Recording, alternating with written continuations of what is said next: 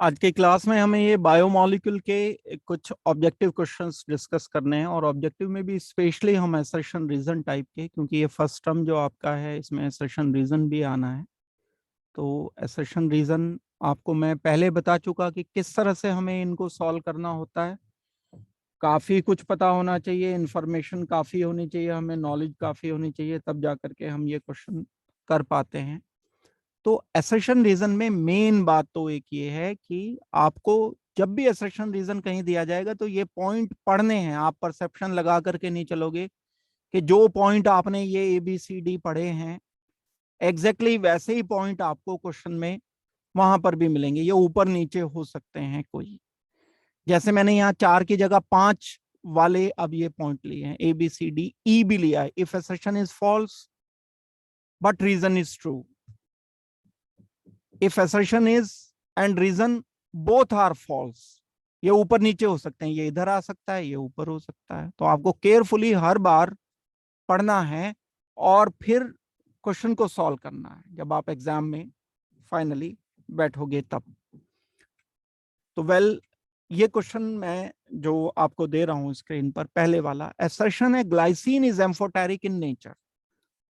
Amphoteric आप जानते हो, जो बेसिक एसिडिक दोनों की तरह से बिहेव करता है, हम उसको एम्फोटेरिक कह रहे होते हैं। एम्फोटेरिक मतलब एक H पॉजिटिव देता है, एक H पॉजिटिव गेन कर लेता है, न्यूट्रल हो जाता है। कैसे? ग्लाइसिन क्या होता है, पहले यहां से शुरुआत करते हैं कि क्या चीज है ग्लाइसिन। ग्लाइसिन है एक CH2, यहां पर C double bond oxygen, OH group लगा है, और इसके साथ ही मैं अगर NH2 लगा देता हूं तो ये NH2 नाइट्रोजन के लोन पेयर के कारण बेसिक है नेचर में। जिनके पास लोन पेयर होता है, जो H पॉजिटिव गेन करते हैं उन्हें बेस कहा जाता है, और जो H पॉजिटिव देते हैं उनको एसिड कहा जाता है। ये H पॉजिटिव एसिड ग्रुप है तो H पॉजिटिव देगा, ये लोन पेयर पर H पॉजिटिव गेन करेगा। तो ये H पॉजिटिव देता है, यहीं के यहीं ये वापस गेन कर लेता है। तो एक जो स्ट्रक्चर बनता है वो ऐसा स्ट्रक्चर बन जाता है कि इसमें COO नेगेटिव, ये तो हो गया डोनर एसिडिक, यहाँ नेगेटिव आ जाएगा, और यहाँ NH2, और ये जो H पॉजिटिव इसे वापस मिला यहाँ H पॉजिटिव। तो एम्फोटेरिक की तरह से ये बिहेव करता है। करेक्ट बात है ये। दैट मीन्स जो पहला पॉइंट है ये ठीक है, ग्लाइसिन नेचर में एम्फोटेरिक है। और रीजन भी करेक्ट है, glycine contain both acid and basic groups. ये COH ग्रुप जो है ये है एसिडिक ग्रुप। क्यों? क्योंकि ये H पॉजिटिव देता है, और ये है बेसिक ग्रुप क्योंकि ये H पॉजिटिव गेन करता है, गेन करने के कारण ये बेसिक है। तो क्योंकि इसमें अमीनो एसिड में, ग्लाइसिन में दोनों एसिडिक एंड बेसिक ग्रुप्स हैं, इसलिए हम इसे एम्फोटेरिक कह सकते हैं। तो अब आप देखो आंसर क्या होना चाहिए। पहले वाला पढ़ो, if both assertion and reason are true, बात ठीक है, and reason is correct explanation of assertion, तो यही ठीक है, ये दोनों करेक्ट हैं और करेक्ट एक्सप्लेनेशन है। तो आंसर हमें इस क्वेश्चन का रिपोर्ट करना चाहिए ए। फाइनल आंसर मैं बता रहा हूं इस क्वेश्चन का ए। तो छोटी छोटी इंफॉर्मेशन है, जैसे अब आपको लग गया ये, किसी को मान लो ग्लाइसिन ही नहीं पता है क्या होता है तो वो नहीं सॉल्व कर पाएगा। कई बार कोई ऐसा स्ट्रक्चर है जो स्ट्रक्चर ही हमें याद नहीं है, तो क्लास में करते हुए तो ये फीलिंग आती है क्योंकि मैंने स्ट्रक्चर लिख दिया।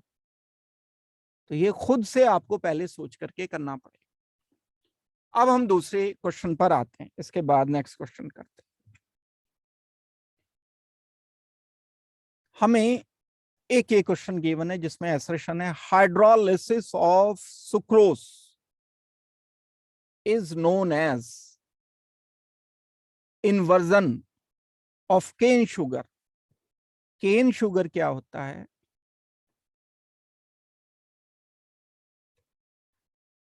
ये केन शुगर होता है सुक्रोज।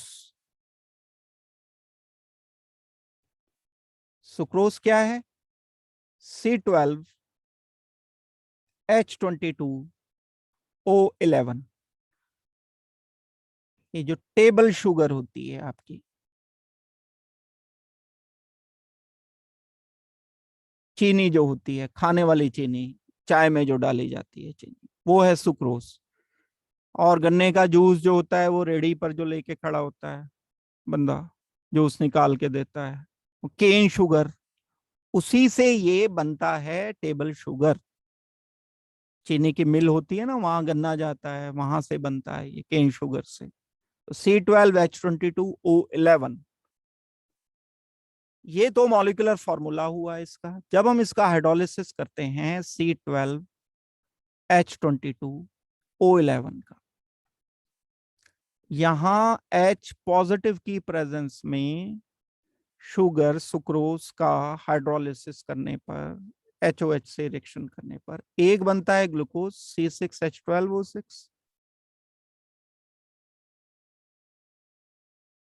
स्ट्रक्चर अलग होता है। एक बनता है फ्रक्टोज, फ्रक्टोज का स्ट्रक्चर अलग है, मॉलिक्यूलर फॉर्मूला सेम है, आइसोमर है, C6H12O6। This is fructose.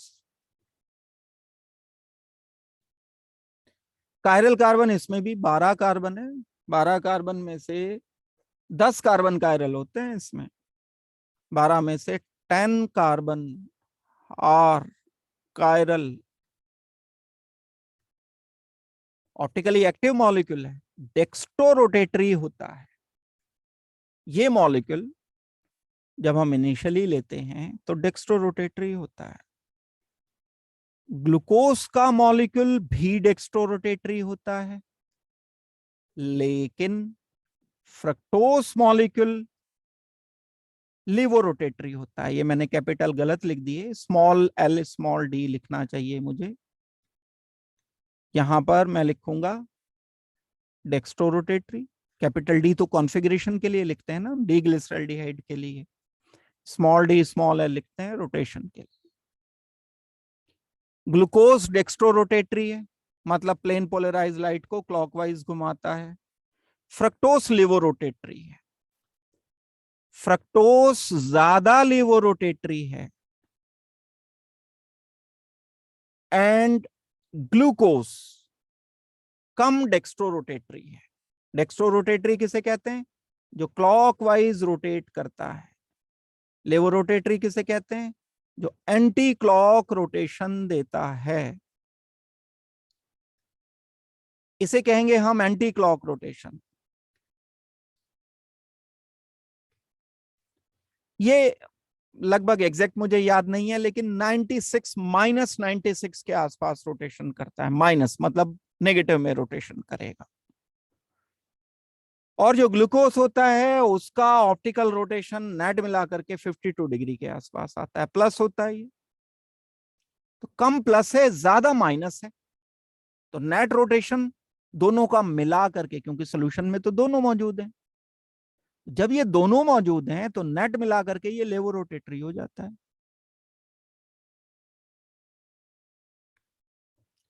Start किया था हमने डेक्स्ट्रोरोटेटरी से। ग्लूकोज मॉलिक्यूल कैसा होता है? डेक्स्ट्रोरोटेटरी। सॉरी, सुक्रोज मॉलिक्यूल कैसा होता है? यहां से स्टार्ट किया सुक्रोज से, ये था डेक्स्ट्रोरोटेटरी। जब हमने हाइड्रोलिसिस किया तो दो बने, D+L बना, लेकिन L ज्यादा बना, D कम बना, तो नेट मिला करके ये लेवोरोटेटरी हो गया। तो कुल मिला के मैंने क्या बोला कि डेक्स्ट्रोरोटेटरी सॉल्यूशन से फाइनल मिक्सचर जो मुझे मिला वो लेवोरोटेटरी मिल गया। इस प्रोसेस को, इस घटना को हम कहते हैं inversion. Inversion of cane sugar. जब हाइड्रोलिसिस करते हैं सुक्रोज का, सुक्रोज मतलब चीनी, चीनी को टेस्ट ट्यूब में लो, घोल लो उसे पानी में, उसमें थोड़ा सा एसिड ऐड कर दो। जब चीनी आपने टेस्ट ट्यूब में ले रखी थी, वाटर में डिसॉल्व किया था, हाइड्रोलिसिस नहीं हुआ था, तब ये डेक्स्ट्रोरोटेटरी था। लेकिन जब आपने इसमें एसिड ऐड कर दिया, H पॉजिटिव ऐड कर दिया, H पॉजिटिव ऐड करने के बाद इसका हाइड्रोलिसिस हो जाएगा, D+L बनेगा। L ज्यादा बना, डी कम बना तो नेट मिला करके ये एल हो गया, तो डी सोल्यूशन से एल सोल्यूशन बन जाना, डेक्स्ट्रो रोटेटरी से लेवो रोटेटरी में कन्वर्ट हो जाना, कहलाता है इन्वर्जन ऑफ केन शुगर। बात बिल्कुल ठीक है। ये सुक्रोस इज डाइसैकराइड, बात ये भी ठीक है, लेकिन एक्सप्लेनेशन नहीं है इस बात का। एक्सप्लेनेशन तो मैंने बताया है, वो एक्सप्लेनेशन है इन्वर्जन इसलिए हुआ है क्योंकि ग्लूकोज डेक्स्ट्रो रोटेटरी बना है एंड फ्रक्टोज ज्यादा लेवो रोटेटरी बना है, इस कारण इन्वर्जन हुआ है। अगर दोनों डाइसैकराइड होता, डाइसैकराइड का मतलब तो 2 यूनिट हैं इसके अंदर, सुक्रोज में 2 यूनिट हैं, बिल्कुल बात ठीक है। लेकिन अगर भाई दोनों डी होती, ये भी डी होती और ये भी डी होती यूनिट, फिर थोड़ी इन्वर्जन होता, फिर तो डेक्स्ट्रो रोटेटरी से डेक्स्ट्रो रोटेटरी बनता, डी से डी बन जाता। इसलिए हम बोलेंगे कि रीजन है तो correct, sucrose is made up of 2 unit of monosaccharide, लेकिन करेक्ट एक्सप्लेनेशन नहीं है। तो both assertion and reason are correct, but not correct explanation of each other. Answer हमें बी रिपोर्ट करना होगा। Both assertion and reason are true, but reason is not correct explanation of assertion. Answer of this is B.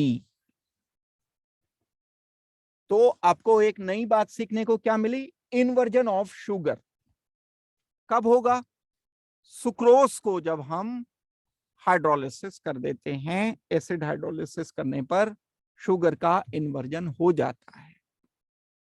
Sucrose disaccharide क्यों है? क्योंकि sucrose 2 चीजों से मिलकर के बना होता है। 2 मोनोसेक्राइड कौन कौन से हैं सुक्रोज में? एक ग्लूकोज, एक फ्रक्टोज। दोनों का मॉलिक्यूलर फॉर्मूला क्या है? C6H12O6। दोनों एक दूसरे के कौन से आइसोमर हैं? दोनों एक दूसरे के फंक्शनल आइसोमर हैं। एक एल्डोहेक्सोस है, दूसरा कीटोहेक्सोस है। एक में कीटोन ग्रुप होता है, एक में एल्डिहाइड ग्रुप होता है। नेक्स्ट क्वेश्चन देखो, ये भी बड़ा आसान सा क्वेश्चन है। बायोमोलिक्यूल से अगर एसेशन रीजन आएगा तो बिल्कुल इस बेस पर आएगा कि आपको नॉलेज हो सारे चैप्टर की, ढंग से सारा कुछ पता हो, तब कर पाओगे। सुक्रोज इज डाइसैकराइड, बिल्कुल बात करेक्ट है। किसको कहते हैं डाइसैकराइड? हाइड्रोलिसिस करने पर, एक यूनिट का हाइड्रोलिसिस करने पर 2 अलग अलग यूनिट बन जाए, एक यूनिट ये बन गई, एक यूनिट ये बन गई। ये था मेरे पास सुक्रोज। डाइसैकराइड क्यों कहा? जब मैंने इसको वाटर से रिएक्शन किया H पॉजिटिव की प्रेजेंस में, तो एक बन गया ग्लूकोज, एक बन गया फ्रक्टोज। इसलिए डाइसैकराइड है, क्योंकि 2 यूनिट बनी, यूनिट एक ये और एक ये। बात ठीक है। सुक्रोज इज डेक्स्ट्रो रोटेटरी, बात ये भी ठीक है। सुक्रोज डेक्स्ट्रो रोटेटरी है, ये बात याद रखनी पड़ेगी आपको। हमें देख के नहीं पता चलता मॉलिक्यूल का कि वो डेक्स्ट्रो रोटेटरी है या लेवो रोटेटरी है। सुक्रोज मॉलिक्यूल, ये जो हम चीनी खाते हैं, ये ऑप्टिकली एक्टिव होता है, प्लेन पोलराइज लाइट को क्लॉकवाइज रोटेट करता है। लेकिन जब हाइड्रोलिसिस कर देते हैं तो 2 मॉलिक्यूल बनते हैं। Glucose molecule plane polarise light को क्लॉकवाइज रोटेट करता है, fructose molecule plane polarise light को एंटी क्लॉक रोटेशन करता है। ये तो सुक्रोज की बात की है, सुक्रोज डेक्स्ट्रो रोटेटरी होता है, बात बिल्कुल ठीक है। लेकिन डेक्स्ट्रो रोटेटरी तो कोई भी हो सकता है, ग्लूकोज भी हो सकता है, ग्लूकोज होता है डेक्स्ट्रो रोटेटरी। उससे डाइसैकराइड होने का तो कोई संबंध नहीं है। वो तो कायरल कार्बन किस तरह से ओरिएंटेड है उससे मतलब होता है। तो ये दोनों बातें ये भी करेक्ट हैं, लेकिन करेक्ट एक्सप्लेनेशन एक दूसरे का नहीं है। बोथ assertion and reason are true, but reason is not correct explanation of assertion. Answer जो हमें करना पड़ेगा वो बी करना पड़ेगा इस क्वेश्चन का भी। आई होप कि ये वाली बात आपको समझ लग गई होगी।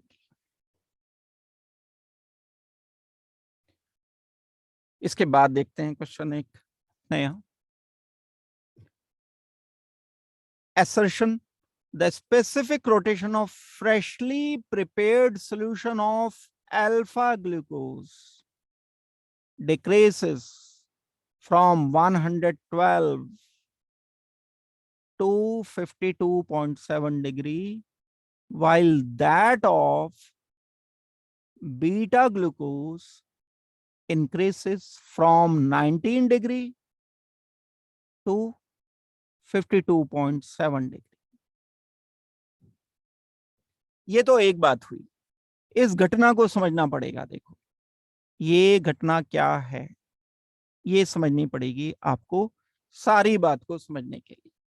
और जो मैंने आपको थ्योरी पढ़ा रखी है वो भी आपको जाननी पड़ेगी कि वो थ्योरी क्या है। रीजन पढ़ेंगे बाद में, पहले इस पर आते हैं सर्शक पर। आप जानते हो कि जो हमारे पास ग्लूकोज होता है, ग्लूकोज ओपन चेन स्ट्रक्चर है। अगर मैं जस्ट ग्लूकोज की बात करता हूं तो ग्लूकोज होता है एक ओपन चेन स्ट्रक्चर।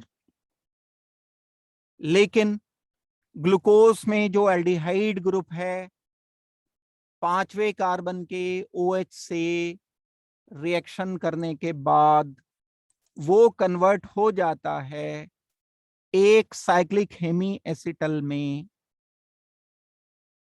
और नया एक कायरल कार्बन बन जाता है। नया कायरल कार्बन बन जाने से दो साइक्लिक स्ट्रक्चर ग्लूकोज के बनते हैं, जिसको हम नाम देते हैं alpha D glucopyranose and beta D glucopyranose. ये जस्ट मैं रिकॉल करा रहा हूं आपको। ये बात मैंने आपको डिस्कस की थी क्लास में डिटेल के साथ, जो रिकॉल अभी आपको कराई है। क्या बात बताइए?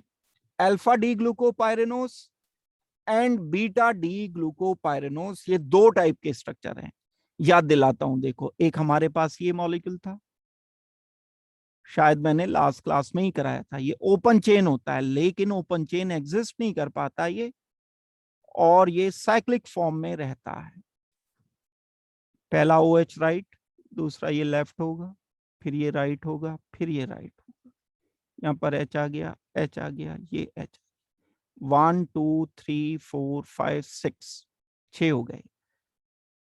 करना क्या था? जब अल्कोहल रिएक्शन करता है एल्डिहाइड के साथ तो हेमी एसिटल बनता है। ये वाला रिएक्शन जिसे पता होगा वो ये वाली बात समझ पाएगा। एल्डिहाइड ये वाला और ये वाला अल्कोहल आपस में साइक्लाइजेशन करके दो मॉलिक्यूल बनाते हैं। एक मॉलिक्यूल होता है अल्फा डी ग्लूकोपाइरेनोस,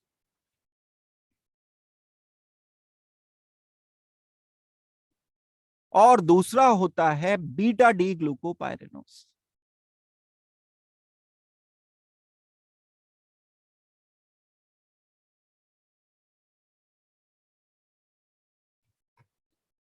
अल्फा डी ग्लूकोपाइरेनोस का जो ऑप्टिकल रोटेशन होता है वो होता है +112 डिग्री। लिखा है ये, आप इस पर ध्यान दो। अल्फा ग्लूकोज या अल्फा डी ग्लूकोपाइरेनोस का ऑप्टिकल रोटेशन है 112 डिग्री, और बीटा का जो ऑप्टिकल रोटेशन होता है वो होता है +19, मतलब क्लॉकवाइज ही होते हैं दोनों। अच्छा ठीक है, जब हम इस मॉलिक्यूल को या तो हम अल्फा लेते हैं या हम बीटा लेते हैं, जब इनको वाटर में डिसॉल्व करके थोड़ी देर रख करके छोड़ देते हैं तो ये एक दूसरे में कन्वर्ट होना शुरू हो जाते हैं।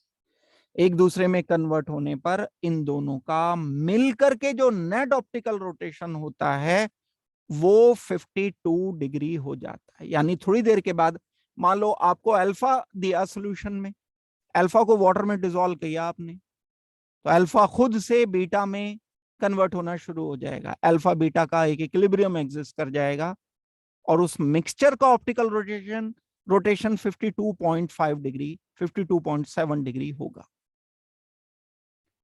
यानी या तो हम अल्फा डी ग्लूकोज को वाटर में डिसॉल्व करें या बीटा को डिसॉल्व करें तो नेट ऑप्टिकल रोटेशन 52.7 डिग्री होकर के रुक जाता है। इस प्रोसेस को जो बोलते हैं हम, इस प्रोसेस को कहते हैं कि ये प्रोसेस म्यूटा रोटेशन है। This process is called as mutarotation. जब कभी अल्फा फॉर्म ग्लूकोज की वाटर में डिसॉल्व की जाती है और उसका ऑप्टिकल रोटेशन कन्वर्ट होकर बीटा एंड अल्फा का नेट रिजल्टेंट 52.7 डिग्री आ जाता है, तो रोटेशन के चेंज होने के इस प्रोसेस को बोलते हैं हम म्यूटा रोटेशन। तो अगर रीजन में आप चेक करते हो, रीजन में आपको एक ये वर्ड मिलेगा, म्यूटा रोटेशन। किसे कहते हैं म्यूटा रोटेशन? जब अल्फा बीटा फॉर्म एक दूसरे में कन्वर्ट करके नेट रोटेशन 52.7 डिग्री हो जाता है। तो ये असर्शन करेक्ट है, रीजन करेक्ट है, और दोनों एक दूसरे का करेक्ट एक्सप्लेनेशन। दोबारा से पढ़ो। Specific rotation of freshly prepared solution of alpha. Alpha लिया हमने, सॉलिड था, जैसे ही वाटर में डिसॉल्व किया तो सॉलिड का तो 112 डिग्री था रोटेशन, 112 से सॉल्यूशन का थोड़ी देर के बाद 52 डिग्री हो गया ऑप्टिकल रोटेशन। फिर आपने क्या किया, बीटा ग्लूकोज लिया प्योर, जिसका ऑप्टिकल रोटेशन 19 डिग्री था प्लस, उसको भी डिसॉल्व किया तो वो भी 52 डिग्री हो गया। ऐसा क्यों हुआ? क्योंकि सोल्यूशन में जैसे डिसॉल्व करते हैं तो वो दोनों एक दूसरे में इंटर कन्वर्टेबल हो जाते हैं, और नेट रिजल्टेंट दोनों के इक्विलिब्रियम पर नेट रिजल्टेंट जो आता है वो 52.7 आता है। इसको बोलते हैं हम, इस प्रोसेस को, एक फॉर्म को दूसरे फॉर्म में कन्वर्ट होने की इस घटना को कहते हैं म्यूटा रोटेशन। तो इस क्वेश्चन में ये दोनों एक दूसरे का करेक्ट एक्सप्लेनेशन भी हैं, सही तो हैं ही ये, तो हमें आंसर ए रिपोर्ट करना चाहिए। इसका क्वेश्चन का जो आंसर हम रिपोर्ट करेंगे वो ए आंसर रिपोर्ट करेंगे। म्यूटा रोटेशन आपको थोड़ा सा और प्रॉपरली पढ़ना पड़ेगा। देखो नेक्स्ट क्वेश्चन देखते हैं हम। इसके बाद हमें ये गिवन है एक अल्फा असर्शन जो गिवन है, assertion is alpha amino acid exist as dipolar ion और zeta ion। ठीक बात है, बिल्कुल अल्फा हो या बीटा हो, कोई भी अमीनो एसिड हो, zeta ion तो बनेगा ही बनेगा। क्या है zeta ion, ये देख लो। जब कभी COOH ग्रुप, इसके साथ वाले कार्बन को बोलते हैं अल्फा कार्बन, इस पर NH2 ग्रुप लगा है, यहां पर एक R ग्रुप लगा है, यहां पर H ग्रुप लगा है, ये अपना H देगा, ये H गेन करेगा, तो क्या बन जाएगा, HCCOO नेगेटिव, यहां बन जाएगा NH2 पॉजिटिव, बल्कि ये H इधर आ गया, लोन पेयर पर आ गया तो 3 हो जाएंगे, 2 से 3 हो गए हाइड्रोजन, पॉजिटिव हो गया, R ग्रुप हो गया। अब ये एक ऐसा आयन है कि जिसमें पॉजिटिव भी है नेगेटिव भी है, ये है एनायन, कैटायन। एक ही मॉलिक्यूल के दो हिस्से हैं कैटायन एनायन, इसको कलेक्टिवली हम बोलते हैं ज्यूटर आयन।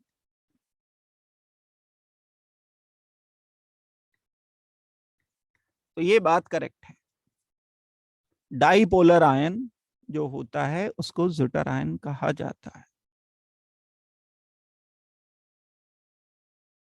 अब रीजन पर आते हैं। रीजन तो भाई इसका ज्यूटर आयन बनने का ये है कि इसमें एक एसिडिक ग्रुप होता है, इसमें एक बेसिक ग्रुप होता है। रीजन तो ये है। क्यों ज्यूटर आयन बन पाता है? क्योंकि एसिड अपना H देता है, बेस उस H पॉजिटिव को गेन कर लेता है, ये है कारण। यहां कारण इन्होंने दे दिया कुछ और, alpha amino acid are building block of protein. बात तो ठीक है, लेकिन एक्सप्लेनेशन करेक्ट नहीं है। ज्यूटरायन बनना और प्रोटीन बनने का संबंध नहीं रखेंगे कोई। हाँ, प्रोटीन जो बनते हैं वो पेप्टाइड लिंकेज बनके अमीनो एसिड के कई सारे मॉलिक्यूल जुड़ते चले जाते हैं और प्रोटीन बन जाता है। इसको बोलते हैं हम कि पेप्टाइड लिंकेज बन गया, फॉर्मेशन हो गई। पेप्टाइड लिंकेज बनते जाने से रिजल्ट क्या निकलेगा? रिजल्ट निकलेगा कि प्रोटीन बन जाएगा। तो ये दोनों बातें करेक्ट हैं, लेकिन एक दूसरे का एक्सप्लेनेशन नहीं है। बोथ assertion and reason are true, but reason is not correct explanation of assertion. तो हमें आंसर करना चाहिए B, both are true but not correct explanation. ठीक हो गई बात? आगे बढ़ेंगे, नेक्स्ट क्वेश्चन देखते हैं। ये इनफैक्ट एक टेस्ट होता है, ये असर्शन दिया है, मिलन्स टेस्ट होता है एक एमिनो एसिड का। जो मिलन्स टेस्ट हम यूज करते हैं वो एमिनो एसिड के लिए यूज किया जाने वाला टेस्ट है। क्या एमिनो एसिड का टेस्ट होता है ये? इसमें हम ऐड करते हैं एक मर्क्यूरस नाइट्रेट HgNO3 लेते हैं, बहुत थोड़ा सा हम इसमें ऐड कर देते हैं एक HNO3 नाइट्रिक एसिड।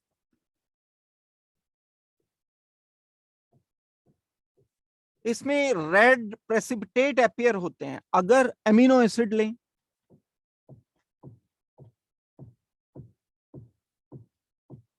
और उसमें ऐड कर दें हम ये सारा कुछ मिलन्स रिएजेंट, करेक्ट लिखा है, ये मर्क्यूरस नाइट्रेट है, और हम नाइट्रिक एसिड में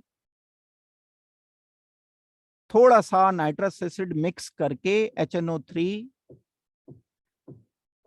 एंड HNO2 मिक्स करके जब इन तीनों को एक साथ रखते हैं, साथ में HgNO3 को, मर्क्यूरस नाइट्रेट को, तो रेड प्रेसिपिटेट अपीयर होते हैं, जो इंडिकेट करता है कि यहां पर एमिनो एसिड प्रेजेंट है।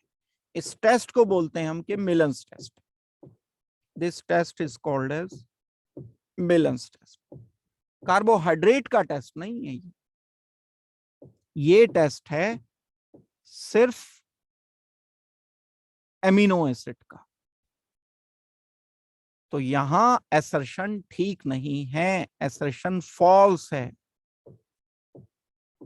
क्योंकि मिलन्स टेस्ट कार्बोहाइड्रेट का टेस्ट नहीं होता। मिलन्स टेस्ट होता है एमिनो एसिड का टेस्ट। ये फॉल्स हो गया। ये बात ठीक है, जो मिलन्स रिएजेंट है वो ठीक दिया है इन्होंने। तो असर्शन यहां पर फॉल्स है, लेकिन रीजन यहां पर ट्रू है। assertion is false, reason is true। तो आंसर हमें रिपोर्ट करना होगा ई। ये एक क्वेश्चन को आप इस तरह से सॉल्व करोगे, दैट मीन्स इसमें आंसर जो बताओगे ई आंसर आप रिपोर्ट करोगे। इसके बाद देखते हैं, नेक्स्ट क्वेश्चन देखते हैं। solubilities of protein is minimum at isoelectric point। ठीक बात है, बिल्कुल। जैसे जैसे मॉलिक्यूल न्यूट्रलिटी की तरफ बढ़ेगा, सॉल्युबिलिटी कम होती चली जाएगी। एमिनो एसिड के टर्मिनल एंड्स जो होते हैं, एमिनो एसिड क्या है? ये एमिनो एसिड है, ये जुड़ गया दूसरे से, तीसरे से जुड़ गया, चौथे से जुड़ गया, बहुत सारे जोड़ते चले गए हम। ये वाला टर्मिनल एंड COO नेगेटिव और इस एंड पर NH3 पॉजिटिव। तो जैसे एक एमिनो एसिड में ज्यूटर आयन बनता है तो प्रोटीन में भी ज्यूटर आयन बन सकता है। तो प्रोटीन का भी कोई आइसोइलेक्ट्रिक पॉइंट हो सकता है। आपको बता रखा है आइसोइलेक्ट्रिक पॉइंट किसे कहते हैं, वो पीएच जिस पर ज्यूटर आयन कॉन्सेंट्रेशन मैक्सिमम होता है, उस पीएच को हम कहते हैं कि ये आइसोइलेक्ट्रिक पॉइंट है। तो आइसोइलेक्ट्रिक पॉइंट पर ये जो प्रोटीन है तो ठीक है, नेगेटिव एंड पॉजिटिव, लेकिन ओवरऑल तो न्यूट्रल है। एक पीएच अगर ऐसी है कि ये एनायन बन गया तो इसकी पोलैरिटी अब ज्यादा है। एक पीएच ऐसी है कि जिस पर सिर्फ कैटायन है तो इसकी अब पोलैरिटी ज्यादा है। तो अगर ये न्यूट्रल है तो इसकी सॉल्युबिलिटी कम रहेगी। तो बात बिल्कुल ठीक है और करेक्ट एक्सप्लेनेशन भी है।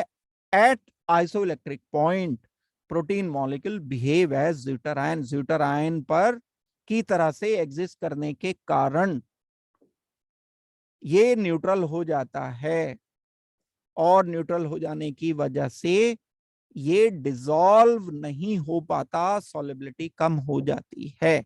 दोनों बातें करेक्ट हैं एंड दोनों करेक्ट एक्सप्लेनेशन है। एक दूसरे का आंसर हमें रिपोर्ट करना चाहिए ए। आइसोइलेक्ट्रिक पॉइंट मैंने डिटेल से बताया था आपको क्लास में। जिन लोगों ने आइसोइलेक्ट्रिक पॉइंट पढ़ रखा है उन्हें बिल्कुल ये बात क्लियर समझ आई होगी, आनी ही चाहिए।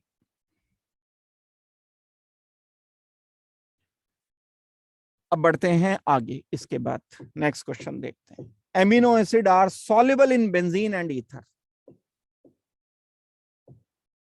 नहीं, कारण एमिनो एसिड जितने भी होते हैं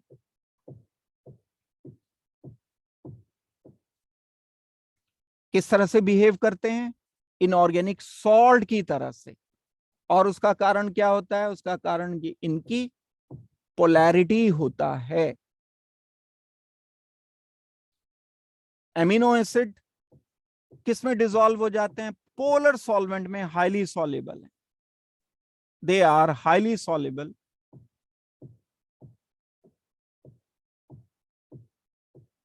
इन पोलर सॉल्वेंट but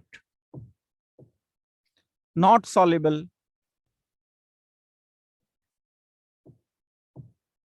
in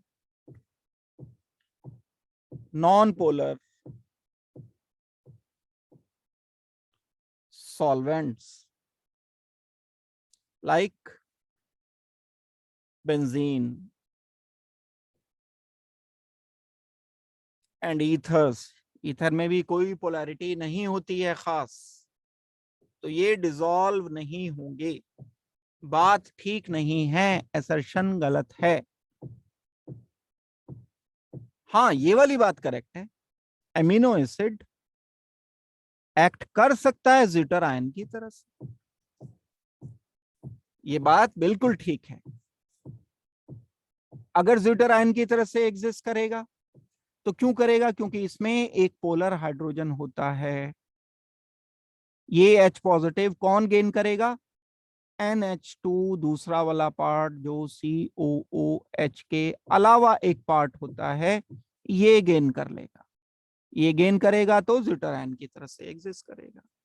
तो इस केस में जो हमारे पास एमिनो एसिड वाटर में, सॉरी बेंजीन में इनसॉल्युबल रहना चाहिए, इन्होंने सॉल्युबल लिख रखा है, तो ये फॉल्स स्टेटमेंट रहेगा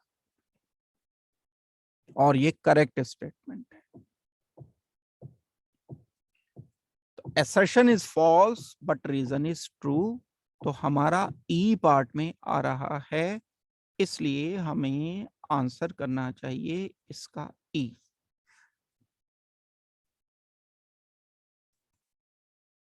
ये हम आंसर इसमें कर सकते हैं। नेक्स्ट देखो अब इसके बाद, solution of sucrose in water is dextrorotatory, but on hydrolysis in presence of little hydrochloric acid it becomes levorotatory। इसका आंसर आप बताओ। अभी ऐसा क्वेश्चन एक आ गया था, इसका आंसर जल्दी से आप मुझे सोच के बताओ। हाइड्रोलिसिस किया गया सुक्रोज मॉलिक्यूल का। सुक्रोज क्या होता है? C12H22O11, 1 मोल लिया इसका, 1 मोल। वाटर से रिएक्शन किया, H2O के 1 मोल से कर दिया रिएक्शन, C6H12O6 प्लस C6H12O6। कितने मोल बने? 1 मोल। कितने मोल बने? 1 मोल। दोनों का 1-1 मोल बना, तो अमाउंट तो बराबर बराबर बना भाई। लेकिन ये है एक डेक्स्ट्रोरोटेटरी मॉलिक्यूल, ये है लेवोरोटेटरी, लेकिन इसकी लेवोरोटेटरी वैल्यू ज्यादा है, शायद मेरे ख्याल से 95 96 कुछ ऐसी होती है माइनस डिग्री, और इसकी 52 अभी हमने पढ़ी है मिक्सचर पर, 52.7 डिग्री होती है। तो बराबर अमाउंट होने के बावजूद भी इसका रोटेशन ज्यादा है। भाई मैं 5 ग्राम आयरन लेता हूं, 5 ग्राम गोल्ड लेता हूं, दोनों की कीमत अलग अलग होगी ना, एक ही थोड़ी हो जाएगी। एक होगा लगभग बिल्कुल 22-23 हजार रुपए के आसपास, और एक जो 5 ग्राम का तो कुछ कीमत ही नहीं है लोहे की। तो बराबर अमाउंट होने का मतलब ये नहीं है कि उनके डेक्स्ट्रो रोटेटरी लेवर रोटेटरी की वैल्यू बराबर हो। अमाउंट दिया इन्होंने इक्वल अमाउंट, अनइक्वल अमाउंट थोड़ा ही होता है, अमाउंट तो इक्वल होता है, लेकिन उनके जो ऑप्टिकल रोटेशन है वो अनइक्वल होते हैं। केयरफुली पढ़नी पड़ती हैं ये प्रॉब्लम्स, इसलिए पहली बात तो ये करेक्ट है, solution of sucrose in water dextrorotatory, but hydrolysis करने के बाद इन्वर्जन हो जाता है, क्योंकि दो बन जाते हैं ये, डेक्स्ट्रोरोटेटरी प्लस लेवोरोटेटरी। लेवोरोटेटरी ज्यादा नेगेटिव है, लेकिन अमाउंट बराबर है, तो ये स्टेटमेंट फॉल्स है, ये स्टेटमेंट करेक्ट है।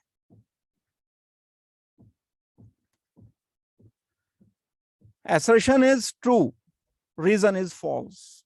तो आंसर हमें इस क्वेश्चन का करना पड़ेगा सी,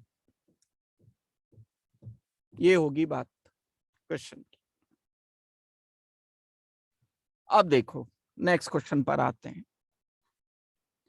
ये क्वेश्चन फर्दर बड़ा इंपॉर्टेंट क्वेश्चन है, ये वही है जो स्ट्रक्चर आपको मैंने कराया था अलग से, alpha D glucose and beta D glucose का।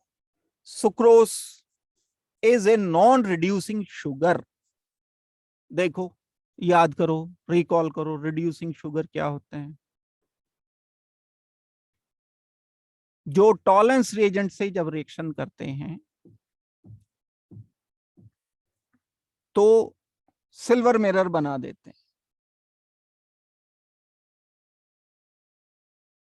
जो फेलिंग सॉल्यूशन से रिएक्शन करते हैं तो रेड प्रेसिपिटेट दे देते हैं, वो रिड्यूसिंग शुगर कहलाते हैं। क्या खास बात होनी चाहिए इनके स्ट्रक्चर में? जो खास बात होनी चाहिए उसमें से कुछ जानते हो आप, कुछ नहीं जानते। क्या जानते हो? एल्डिहाइड होना चाहिए, अल्फा हाइड्रोक्सी कीटोन होना चाहिए,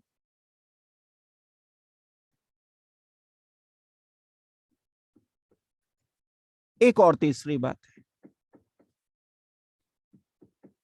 हेमी एसिटेलिक कार्बन, या तो ये हो या ये हो या फिर ये हो, 1 हेमी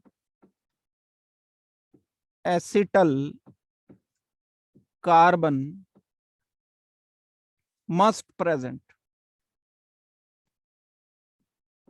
क्या चीज है भाई ये हेमी एसिटल?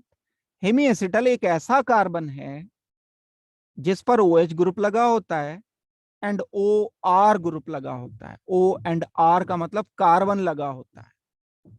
ईथर अल्कोहल एक ही कार्बन पर हूं, याद करो हेमी एसिटल बताया था, ईथर अल्कोहल एक ही कार्बन पर होते हैं, तब अब उसको हेमी एसिटल कहते हैं। कहीं अगर हेमी एसिटल लगाए तो वो टॉलेंस टेस्ट पॉजिटिव देगा, फेलिंग सोल्यूशन टेस्ट पॉजिटिव देगा।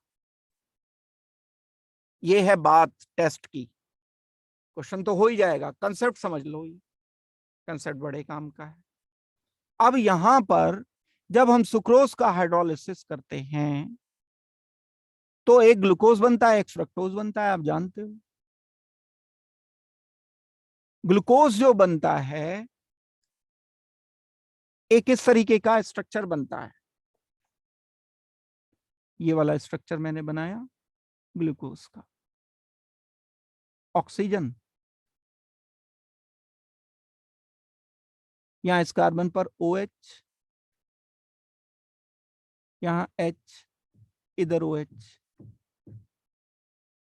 यहां पर OH, डाउनवर्ड OH, इस कार्बन पर CH2OH। ये मैंने अल्फा वाला स्ट्रक्चर लिखा, अगर आप मेरी बात को फॉलो कर पा रहे हो। अल्फा डी ग्लूकोज, ये पॉजिटिव टॉलरेंस देगा ग्लूकोज। क्यों? क्योंकि इसमें एक कार्बन ऐसा है जो हेमी एसिटेलिक कार्बन है। जिस कार्बन पर OH है उसी कार्बन पर कार्बन ऑक्सीजन कार्बन बॉन्ड लगा है, यानी ईथर बॉन्ड लगा है। ये है ग्लूकोज की बात। ग्लूकोज साइक्लिक भी Tollens test positive, open chain तो देगा ही देगा, साइक्लिक भी पॉजिटिव देगा। लेकिन बात तो कर रहे हैं हम यहां सुक्रोज की। What is sucrose? Sucrose is dimer. किस चीज का डाइमर है सुक्रोज? सुक्रोज डाइमर है एक ग्लूकोज मॉलिक्यूल का, एक फ्रक्टोज मॉलिक्यूल का। ग्लूकोज तो यही लिखा है आपके सामने। एक अगर मैं फ्रक्टोज और लिख दूं, अगर किसी ने नहीं किया है फ्रक्टोज का स्ट्रक्चर तो ये आ जाएगा, साइक्लिक स्ट्रक्चर होता है फ्रक्टोज का भी। तो हम फ्रक्टोज के स्ट्रक्चर को इस तरह से लिखते हैं, ये भी साइक्लिक होता है। ऑक्सीजन, कार्बन कार्बन, यहां कार्बन, इधर कार्बन लिखा, ये कनेक्ट हो गया इधर। इस कार्बन पर लगा होता है एक OH, ये कार्बन है एक कनेक्टेड विद CH2OH, यहां पर कनेक्ट होता है CH2OH।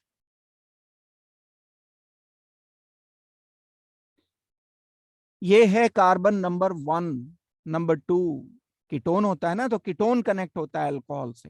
नंबर 3 पर OH आ गया, नंबर 4 पर OH, नंबर 5 का OH इसके साथ लिंक कर गया। ये फ्रक्टोज का स्ट्रक्चर है। ग्लूकोज प्लस फ्रक्टोज में से जब एक वाटर मॉलिक्यूल हम कर देते हैं माइनस, ये वाला वाटर माइनस कर दिया, इन दोनों के बीच में एक बॉन्ड बनेगा H2O OH। OH में से H2O माइनस किया तो एक ऑक्सीजन के थ्रू ये जब बॉन्ड बन गया, यहां से माइनस क्या हुआ, इसका OH इसका H, यानी माइनस H2O किया, तो प्रोडक्ट क्या मिला? ये वाला पूरा मॉलिक्यूल है सुक्रोज। अब सुक्रोज का स्ट्रक्चर देखो, क्या सुक्रोज पर हेमी एसिटल बचा है? उसका आंसर है नहीं। क्यों हेमी एसिटल नहीं बचा? किसे कहते हैं हेमी एसिटल? हेमी एसिटल उस कार्बन को कहते हैं कि जिस कार्बन पर OH ग्रुप लगा होता है उसी पर एक ईथर लगा हो। जिस कार्बन पर OH ग्रुप लगा हो उसी पर ईथर लगा हो। अब जो OH था वो तो वाटर बना के हट गया। इसका कार्बन नंबर 1, इसका कार्बन नंबर 2, फ्रक्टोज का कार्बन नंबर 2, फ्रक्टोज से मैं सुक्रोज, तो ये दोनों मिलकर के हुए। ये यूनिट है फ्रक्टोज की, ये यूनिट है ग्लूकोज की। जब ग्लूकोज एंड फ्रक्टोज से एक वाटर हटाया तो फ्रक्टोज के कार्बन नंबर 2 का OH ग्लूकोज के कार्बन नंबर 1 का OH आपस में बॉन्ड बना देते हैं और ये हेमी एसिटिलिक कार्बन खत्म हो जाता है, जिसके कारण अब ये टेस्ट पॉजिटिव नहीं देता।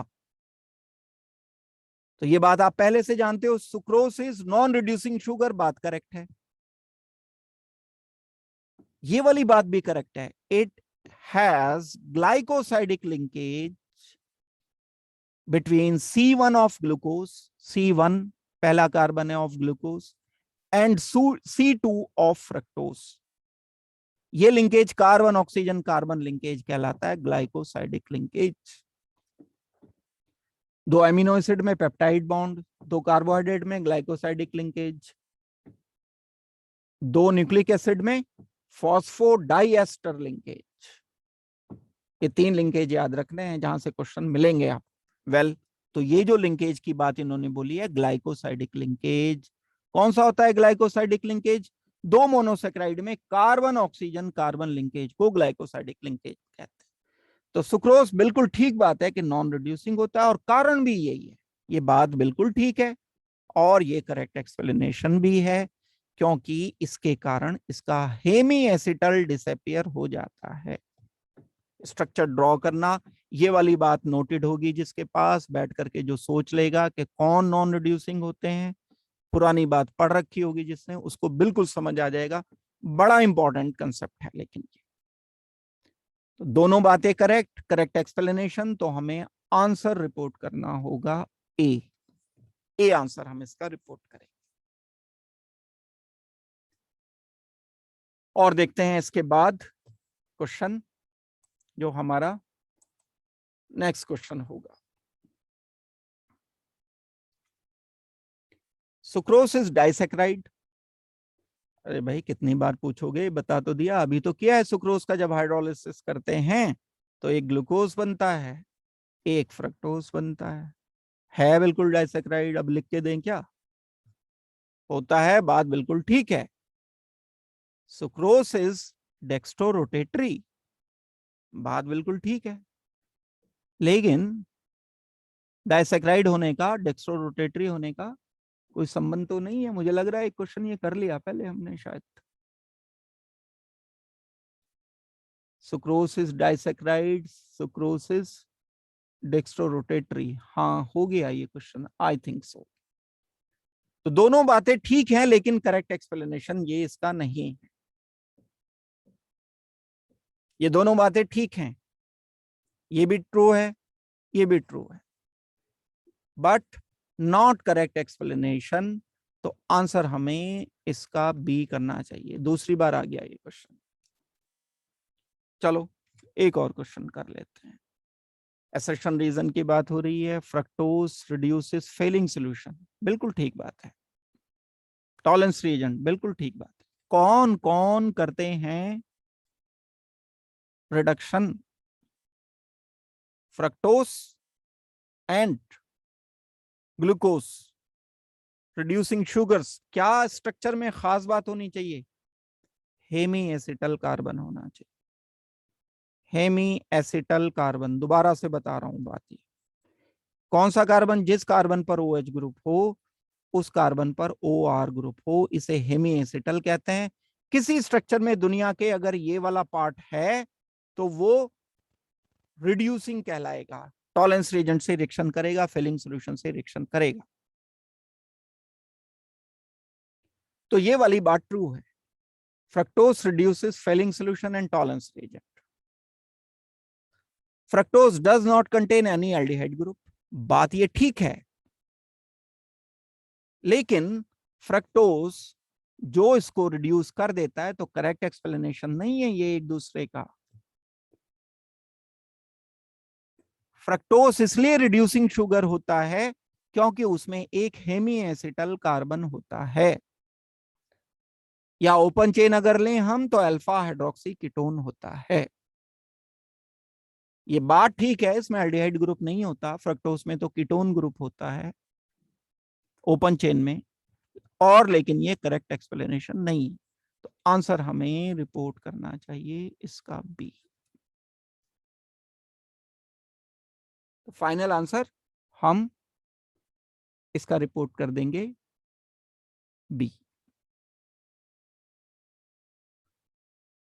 तो चलो आज के लिए इतना ही रख पाएंगे हम क्वेश्चंस को, इतने क्वेश्चंस करने थे ये। बाकी काम दूंगा मैं, जितना काम आपको दिया जाएगा उतना आपको करके रखना है। थोड़ा जल्दी छोड़नी है आज क्लास। इसलिए